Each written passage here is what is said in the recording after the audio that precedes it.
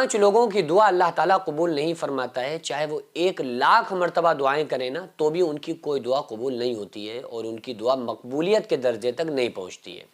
اور یہ 5 کام اکثر و بیشتر لوگ کرتے ہیں، اور 5 نہیں تو 1 یا 2 کام تو تقریباً لوگ 99، 98، 95% لوگ ضرور کرتے ہیں، اور ان کو یہ خبر بھی نہیں ہوتی ہے کہ ہمارے اس گناہ کی وجہ سے، جس کو لوگ معمولی گناہ سمجھ رہے ہوتے ہیں، انہیں پتہ نہیں ہوتا ہے کہ ہمارے اس گناہ کی وجہ سے ہماری کوئی دعا قبول نہیں ہو رہی ہے۔ چاہے آپ کتنی بھی نمازیں پڑھ کر دعائیں کر لیں، کتنے آپ وظیفے پڑھ لیں، کتنی آپ تسبیحات اور ذکر و اذکار پڑھ لیں، لیکن پھر بھی آپ کی وہ دعا قبول نہیں ہو سکتی۔ اس کی وجہ کیا ہے کہ یہ بات خود رسول اللہ صلی اللہ تعالیٰ علیہ وآلہ وسلم نے بتائی ہے۔ تو جن گناہوں کی نحوست کی وجہ سے اور جن کاموں کی وجہ سے ہماری دعا قبول نہیں ہو رہی ہے، تو پہلے ہمیں ان غلطیوں کا سدھار کرنا پڑے گا، ہمیں ان کمیوں کو دور کرنا پڑے گا، ان گناہوں سے بچنا پڑے گا، پھر اس کے بعد ہم دعا کریں گے تو ظاہر ہے اللہ تعالیٰ ہماری دعا کو قبول فرمائے گا۔ اب ہم ان گناہوں سے تو بچتے نہیں ہیں، ان برائیوں سے ہم نہیں بچتے، وہ کام نہیں چھوڑتے ہیں جن کاموں کی وجہ سے ہماری دعا میں رکاوٹ بنی ہوئی ہے، ان کاموں کو تو چھوڑتے نہیں ہیں، بس دعاؤں پہ دعائیں مانگے جا رہے ہیں، پھر یہ کہتے ہیں کہ بھئی ہماری تو دعا قبول ہی نہیں ہوتی ہے، ہم تو دعائیں مانگتے مانگتے تھک گئے ہیں، ہماری کوئی اللہ تعالیٰ دعا ہی نہیں سنتا ہے۔ اس قسم کی ہم بات کرنا شروع کر دیتے ہیں۔ تو دیکھیے آقا علیہ الصلوۃ والسلام نے کچھ ایسے لوگ بتائے ہیں کہ جن کی دعا قبول نہیں ہوتی ہے، چاہے وہ کتنی بھی دعا کریں، اگر وہ لوگ یہ گناہ کرتے ہوں۔ وہ کون سے گناہ ہیں؟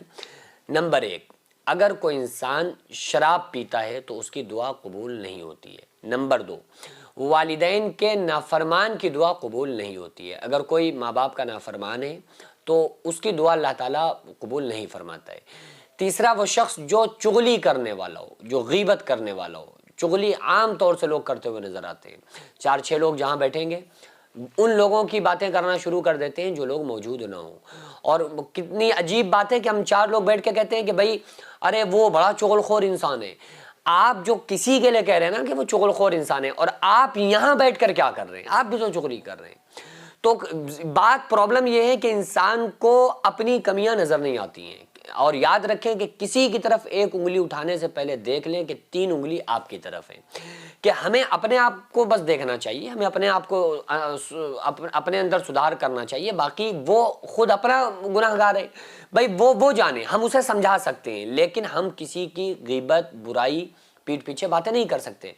صحابہ نے عرض کیا نا کہ یا رسول اللہ صلی اللہ علیہ وآلہ وسلم، جس کی بات ہم پیٹھ پیچھے کر رہے ہیں، اگر وہ غلطی، وہ کمی اس کے اندر موجود ہو، جب بھی وہ غیبت ہے، کیونکہ عام طور سے یہ ہوتا ہے کہ کوئی انسان گناہ کا کام کر رہا ہے، اب ہم نے اس کی برائی کرنا شروع کر دی کہ یار فلاں شخص بڑا گناہ گار ہے، فلاں شخص ایسا ہے، فلاں شخص ایسا ہے، تو صحابہ نے یہی پوچھا کہ یا رسول اللہ صلی اللہ علیہ وسلم، اگر ہم اس کی بات پیٹھ پیچھے کر رہے ہیں اور اگر واقعی وہ یہ گناہ کرتا ہو اور اس بات کو ہم کر رہے ہو تو کیا جب بھی غیبت ہوگی؟ تو آقا علیہ السلام نے ارشاد فرمایا کہ جب ہی غیبت ہے اور اگر اس کے اندر وہ بات موجود نہیں ہے پھر ہم کہہ رہے ہیں، پھر یہ غیبت نہیں بلکہ تو بہتان ہے، اور بہتان اس سے بھی بڑا جرم ہے۔ ہاں کسی کے اندر کوئی کمی ہے تو آپ سمجھانے کے طور پہ اپنے بچوں کو بتانے کے لیے کہ بھئی بیٹا فلاں انسان شرابی ہے، اس سے تھوڑا بچ کے رہنا، کہیں تمہیں بھی اس کی لت نہ لگ جائے، کہیں تم بھی اس عمل میں نہ گرفتار ہو جاؤ، اس سے بچانے کے لیے، اس کے گناہوں سے بچانے کے لیے آپ کسی کو سمجھانے کے طور پر کر سکتے ہیں، کسی کی عزت کو اچھالنے کے لیے نہیں، کیونکہ اسلام کا تقاضا یہ ہے کہ اسلام انسان کو گناہگار سے نفرت کرنے کی اجازت نہیں دیتا ہے بلکہ گناہ سے نفرت کرنے کا حکم دیتا ہے۔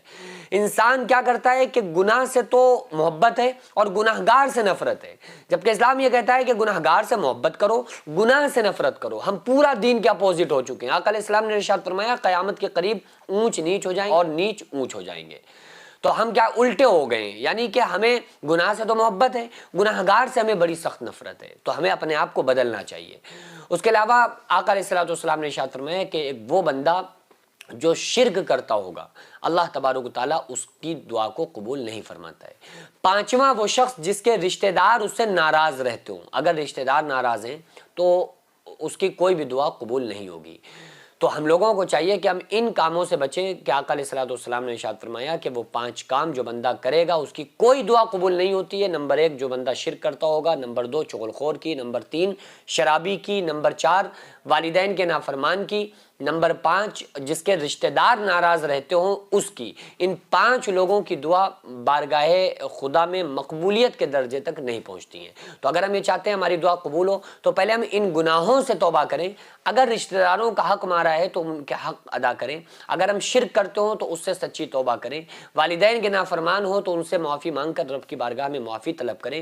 تو اللہ تبارک و تعالیٰ سے جو ہم دعا کریں گے پھر اللہ تبارک و تعالیٰ ہماری اس دعا کو قبول فرمائے گا. ابھی ضرورت ہے جو جینس مدرسہ منہاج الحسین آغازیہ مداریہ مکن پور شریف میں جو قائم ہے چل رہا ہے، تو اس کا صرف ایک ہال ہے جس میں بچے رہتے بھی ہیں. جو بیرونی بچے ہیں وہ وہیں رہتے ہیں، وہیں کھاتے ہیں، وہیں پیتے ہیں. جن کے رہنے کا بھی کوئی پروپر ان کے رہنے کا کوئی ہال یا کوئی رہنے کے لیے ہاسٹل کمرے وغیرہ موجود نہیں ہیں، جس کی چھت پر انشاءاللہ تعالیٰ اگر کچھ کمرے بن جائیں تو بچوں کے رہنے میں اور اساتذہ کے وہاں پہ رکنے میں کچھ آسانی ہو جائے.